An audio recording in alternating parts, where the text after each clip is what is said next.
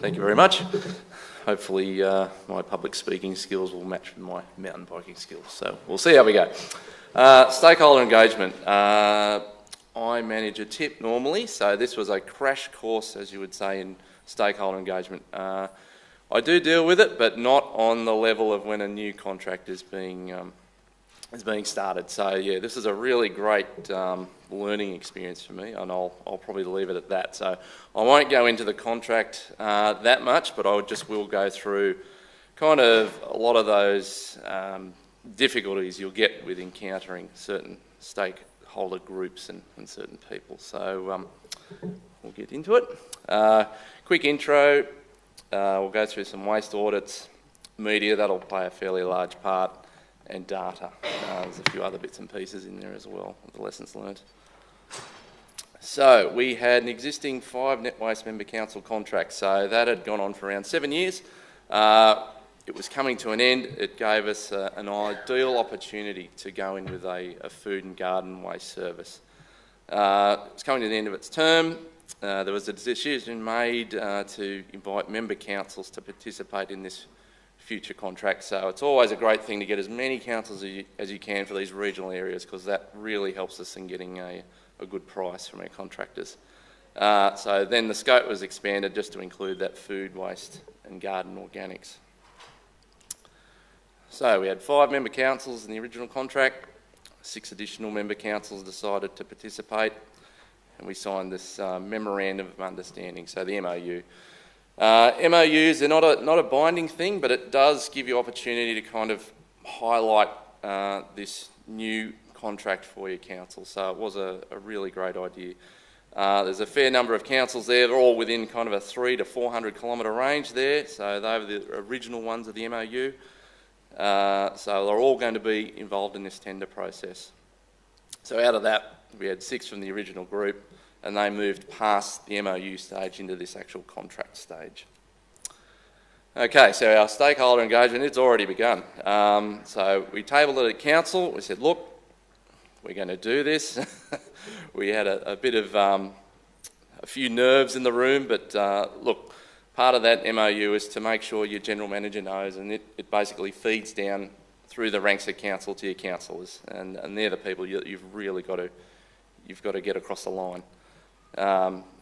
So through the MOU, you highlight you're going to do a proper procurement process. You commit to this. There's no turning back. So once we're into this, yeah, we're going to do it. And plus, all the way along, you're just encouraging those sustainable waste practices that we love in council. Waste audits, probably one of the most important things that we did prior to getting this contract up and running was the waste audits. It's really great to have that information that's coming out of that red bin and how you're going to move what's in that red bin into further processing and further recycling. You've already got a whole range of stakeholders involved, be it your ratepayer or your councillor, who is very interested in how that process is going to work. We're going to go through this process. You get that started 2 years prior to even starting a contract. I would strongly recommend that. Also, make sure you provide that basis for council's decision, because you're going to get a lot of people asking a lot of questions, why and how you are doing this. What are we doing? What are the reasons? Why do you want to go through this? Things such as this, great to have on hand.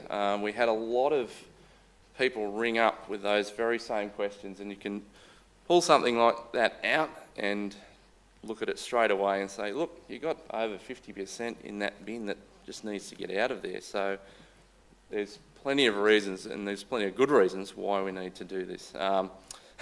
Unfortunately, we've still got 14% of recyclables getting in there, but look, we're trying to address those as we go along. Okay, grant funding, that was a great opportunity as well. So it was secured for the establishment of this food and organic service. And it actually, although, look, it is a fairly arduous task doing all that grant funding and the reporting and the data, it does give you a good framework of getting stuff done. So it's funny, if without that grant funding, I don't think the job may have been done as well. Of course, you've got the funding. We secured quite a lot of money to pay for the bins and the caddies, which was great. So that just eased it on the ratepayers. You've also got milestone data there, and that also formed a pretty critical part in getting that grant acquitted properly. But in hindsight, it was a pain, but it was a good thing to happen at that point in time. Okay, staff community councillors. Look, this was this was the nuts and bolts of it all, I thought. So we started with kind of in-house sessions. We've gone through that whole MOU stage. So look, we're going to do it. The bin process, the rollout, the frequency. What are you going to get? We placed a lot of emphasis on having these existing services for $1 a day. Cost with regional councils, cost always comes up. People always say, how much is it going to cost? How much? So we based it on $1 a day for a 3-bin service. We thought that was a good way of kind of packaging this new service that was going to come out. So we started this, or really started honing in on this about a year out from the start of the contract. Get out in the media, put some good stuff on Facebook, radio ads, that type of thing. We also established 2 councillor sessions as well. That made sure they were well aware of the process and well aware of how it all works, because a lot of them had no idea how food and organics gets out of your bin and then gets collected by a truck and goes to a processing facility. There was a lot of information that they had no idea about, so it's really important that all your councillors know, because they're basically the vehicle that's going to drive this thing to the public. They'll be in contact with them. With that, it also gave rise to, look, what are you making me do this for? Oh, the cost. So that automatically comes in with all those other issues. Okay, so we got a consultant to come down. That was a really good thing. At council, the public aren't really interested in listening to council for new things and new ideas. Sometimes it's just better to get a consultant to do it. They can break it down, they can answer those questions, and it's not somebody from council. So you can kind of steer things away from council and let your consultant look after that thing. So we've gone to 240 litre, the FOGO, we're going bagless. So there's a whole range of things that are new. Still keeping the fortnightly dry recycling, and we still operate day labour for our waste. So it's fairly rare. I think we're one of the few that still operate day labour. So that was basically unchanged. So we're just renewing a recycling contract, going along with our day labour, and then introducing this new FOGO thing, which just sent everyone crazy. Very beneficial to have that message nice and clear. We didn't want to mix our words, we just go, righto, we're going forward with this, set it up, roll it out, start collecting, no turning back. There are some great community advocates out there. Every regional town will have a terrific community advocate, so you just got to get out there and find them. Use them, because you'll have exactly the same amount of knockers on the other end. They'll try and bring the process down as well. We have our replies ready. So while all this is going on, the phone's ringing, people are ringing up, when's it going to happen, what's going to happen, you're breaking me, this type of stuff. So have that information ready to back up straight away. We actually had a little ready reckoner guide that we gave to all our staff. We only have a very small staff base. We don't have kind of a lot of community educators as such. We have a fairly small team of about 4 or 5 people. So we handle it pretty well. Letters, Facebook, phone, email, that type of thing. Media, oh boy, did it play a part, far out. This is our local paper, so this is in chronological order, so leading up to the release of this new food and garden waste. Changes to bin collection, residents asked to complete surveys. You can see where it's heading. So, and these type of things stir up all types of other things in the community. So, the phones start ringing, we start responding. They're part of your stakeholders. So you've really got to address that stuff really quickly. Second one, Bathurst councillor joins fight to stop new green bins. All our councillors voted for the new service unanimously. This guy changed his mind. Really, really difficult to manage. He went on TV, he went on the radio, in the paper. So he was fairly committed to stopping this process from the get-go for about 6 to 8 months. So yeah, quite difficult to manage those types of things. Counting the cost of the change of garbage services. Yep, straight away, let's bring up the cost, let's dig that up. Lifting lid on reaction to green waste bins. That was actually quite a good story. There were some great advocates through the community that really pushed that this would be a great thing for Bathurst, and we're getting that material out of that red bin waste stream. Green and gold rollout underway. So that was just prior, I think, in between the bins turning up and getting put out. So look, that was just a standard story. This is what we're doing. And I think the last story there, return to sender for unwanted green bins, that came out 1 week before the service started. So the timing of that was just awful. I remember that caused a lot of angst, and a lot of really bad phone calls came our way in regards to that. Facebook, Twitface, whatever you want to call it, that's what I call it.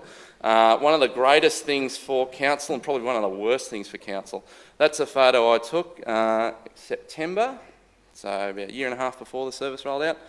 That's one of our garbage trucks. It's done a residential run. All that green waste has come straight out of that truck. That was a great photo that we put to Facebook. We were really happy with that because it just highlighted, that's the nuts and bolts of it. That's the stuff that we are trying to get out of that truck, and you can't really alter it or do anything to that photo. So we thought that was a really, really good thing. And it got 30 likes. That's crazy for Bathurst. 2 shares. Oh, this next guy, far out. I won't name him. Take your green bin back rally.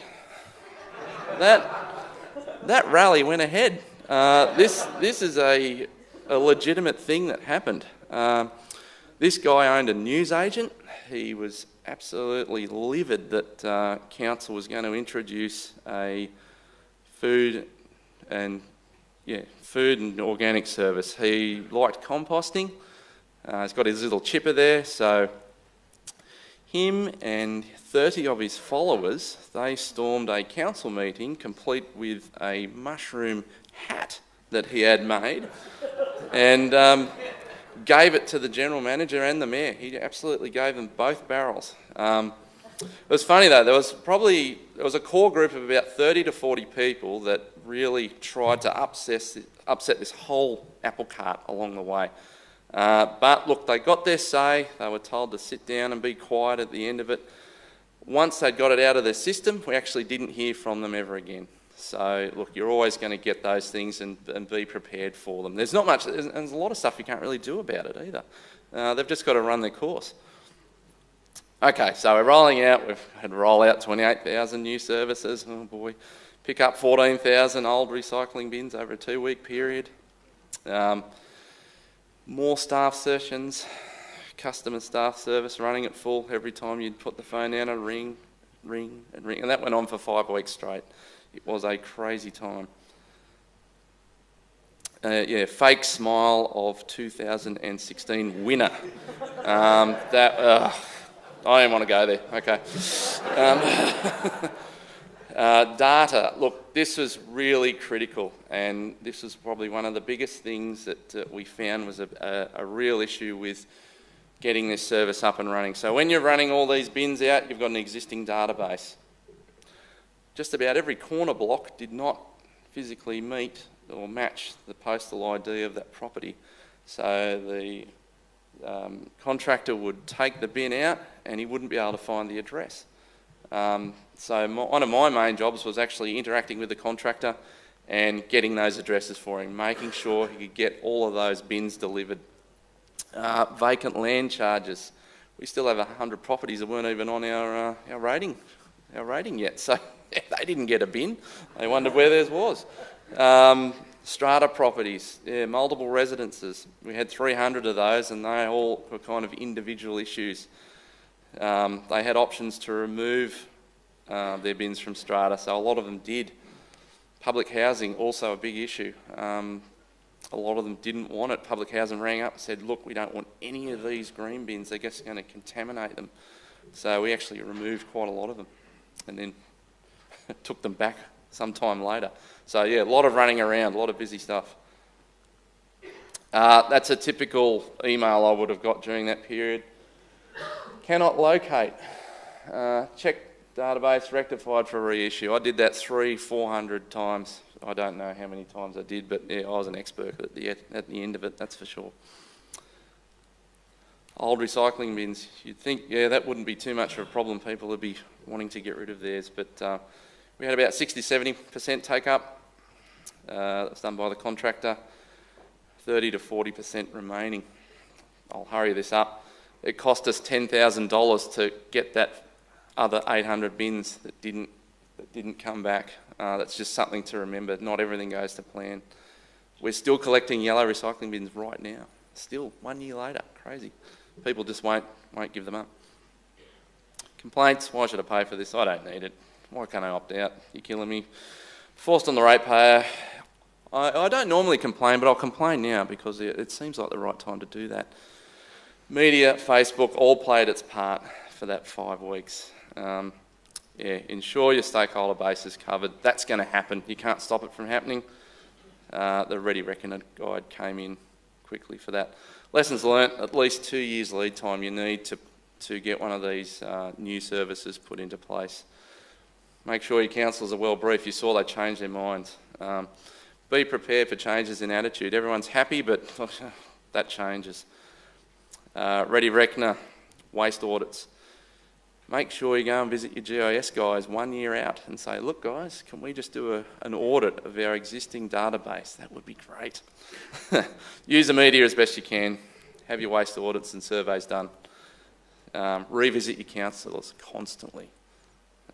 Be prepared for focus groups, non-believers, any other wackos that come out of the woodwork for that. And assign and reply written complaints and Facebook media really quickly. So now you wouldn't even know that there's a service there. Puts along just nicely.